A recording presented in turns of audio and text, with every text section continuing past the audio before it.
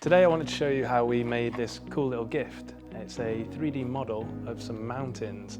These mountains are actually real mountains, Mount Rainier in America near Seattle. We actually found this 3D model on a really cool website where you can select anywhere in the world and select an area and then get the 3D model for it that you can 3D print or CNC. But we wanted to test out our polymorphic forming machine in making these in like a low-cost way.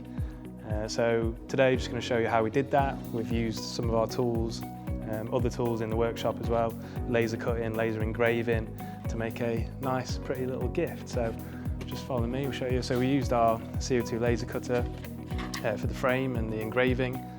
It created like a grayscale map to do that.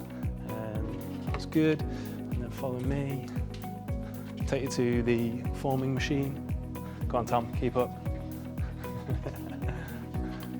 So this is where our polymorphic forming machine is. And this is where we created the geometry for the pins, which you'll see later on in the video. Then once that was done, we take the tool in onto our vacuum forming machine.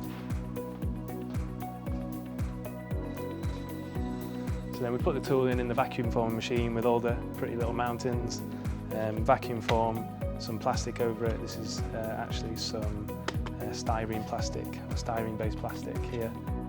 Enjoy the process and see how we can use polymorphic forming to make very low-cost products.